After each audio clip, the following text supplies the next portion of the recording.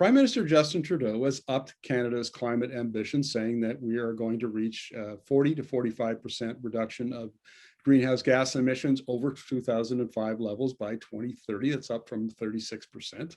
And so the question naturally rises, where are those emission reductions going to come from? Well, the oil sands in Alberta make up 10 to 11% of national emissions, and they're a natural place for the government to start looking for reductions. That's tough.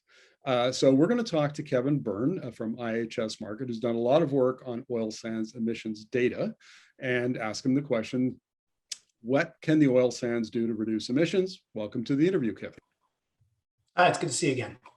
So look, we talked about, the options available to the oil sands, and you talk about all the tools in the tool belt.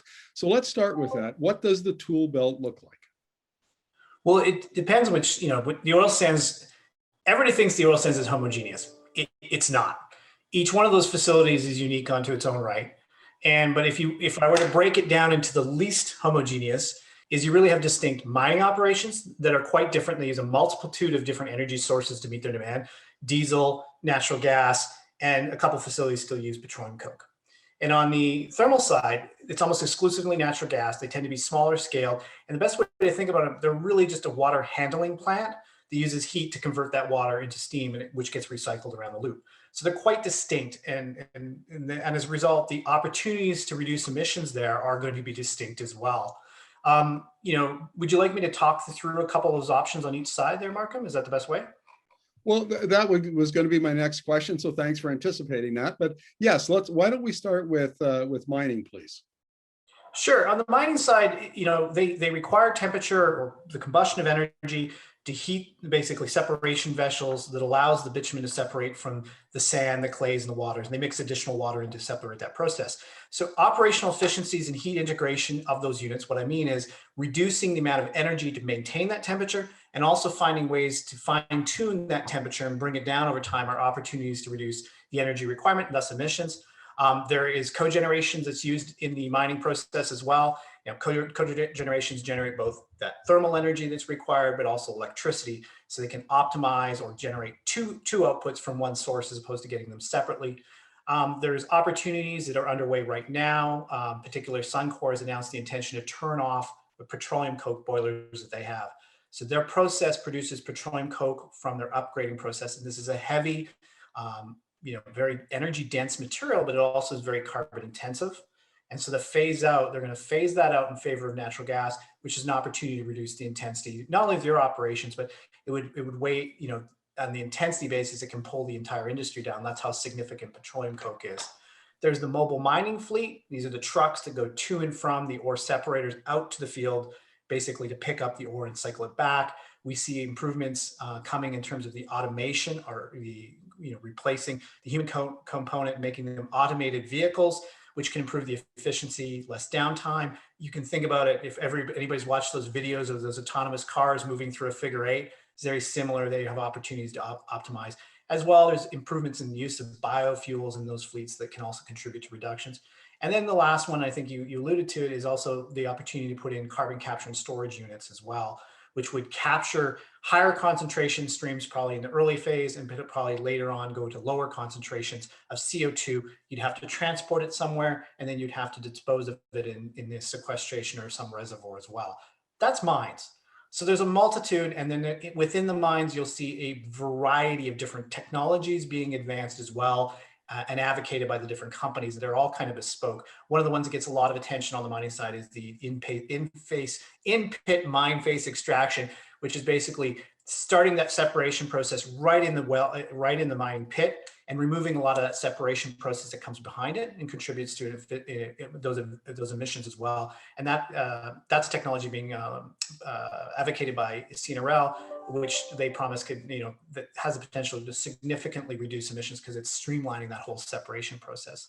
On the thermal side, it's really going after well productivity. Additionally, there's cogeneration in the thermal side. Expansion of cogeneration could reduce emissions as well. There's improvements in steam generation. So the actual conversion from the steam, from the natural gas used to convert water to steam, and also water handling. You think about it, as they put the water through that recycling process, it's going to pick up impurities in the reservoir.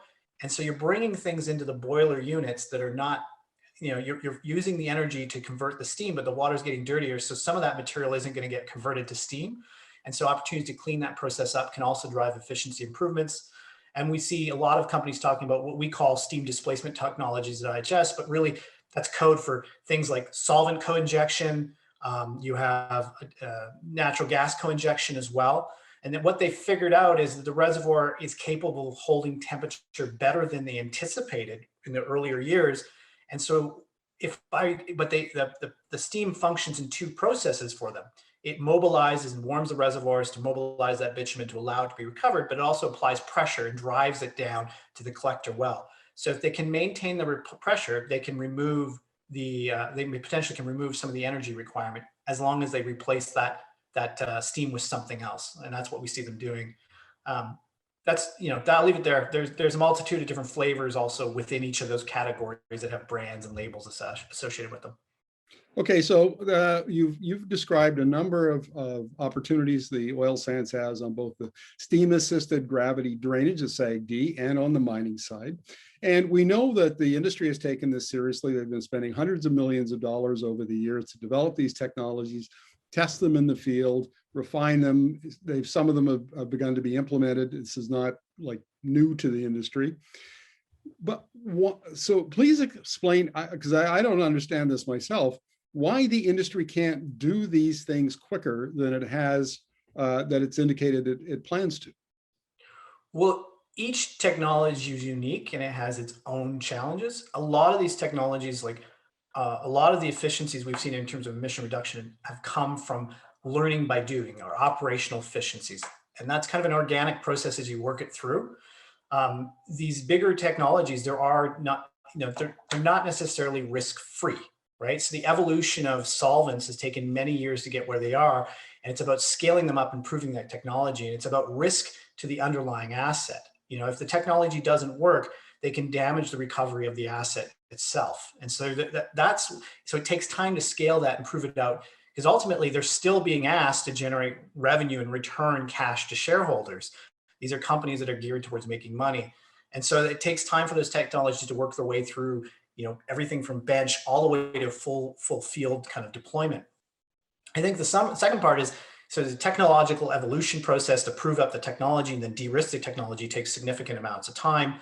The other piece is these facilities are all a little bit bespoke, and so they have to get the technology that works for them. So that's why you see so many, a multitude of flavors around solvent, for example. Different solvent processes will work for different reservoirs for different companies in different ways. There's cyclic steam, which uses, Imperial has their own technology called laser, which is slightly different than someone else's solvent technology. And it's a capital allocation question too. They have to allocate capital, and we've had a lot of volatility in the market that's kind of hampered their availability to have that cash, right? We had the 2018 differential blowout. We had curtailment in 2019. The prices were relatively good, but they weren't allowed. A lot of the facilities weren't able to optimize their facilities and run them necessarily where they like. We had the COVID impact in 2020. And then it's really in 2020, we saw the real acceleration and pressure for decarbonization globally pick up. Now we're in 2021, prices are back actually quite well for the oil sands industry with WCI tipping over $50. But the request is rebuild balance sheets, pay down debt, return cash, and decarbonize. So, and we are seeing significant investments. The Suncor coke boiler phase out is not a low cost project. They're anticipating it'll drive not only carbon reduction, but operational efficiencies. And that's really where a lot of the money goes. It's around driving operational improvements that can reduce emissions, but improve my bottom line at the same time. Okay, so I'm Prime Minister Trudeau, and I'm talking to Mark Little, the CEO of Suncor, and Alex Pourbet from Cenovus is sitting across the table from us as well. And I say to them, okay, gentlemen, I need you to get first of all, I need you to stop your emissions from rising, your absolute emissions from rising. That's the first challenge. And then I need you to bring them down before 2030 so that you can help me meet my emissions targets that I've committed to. And how do you do it quicker? So what's the area, Pourbet and Little, what do they answer? I don't know if I can say what they'll say, Markham. I don't get into the business of speculating what CEOs are going to say about their individual assets. I tend to speak more general to the industry in terms of the trends we're seeing. So I don't know if it's a question I can give you a fair answer to. I do think there are economic gaps in terms of the incentives required to accelerate some of the bigger, more costly technologies like CCS. That's an important one, not only for industrial emitters in Canada and the oil sands, but frankly, globally, when you look at the scale of things like the coal combustion that continues to grow. And CCS needs a market signal. It has to be an economic incentive for them to make that sort of investment, which is not a low cost investment. Sorry, so are we at a point here then where Trudeau can say to the CEOs, hypothetically, of course, we understand, okay, gentlemen, I'm willing to bring out the big red checkbook and help you to offset the costs of these and de-risk them so that you have the opportunity to go ahead. I mean, is that one of the opportunities that the federal government might have?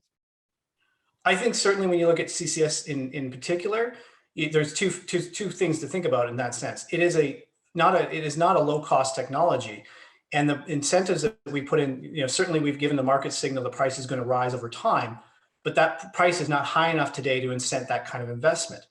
Now, the rub is CCS is a long lead time project, right? And so you're looking at 5, 6, 7, or 8 years from conception to bring something online.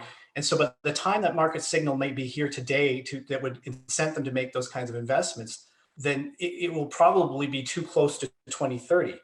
And so that's the challenge, is can we bring forward that incentive today to enable the technology development earlier, and also in doing so, lower the cost of subsequent development of CCS across, not only to the benefit of the Canadian industrial sector, but also the other global industrial emitters dropping that cost. And I think that's why you see a lot of other governments stepping up in terms of incentives around CCS to accelerate the deployment of that technology.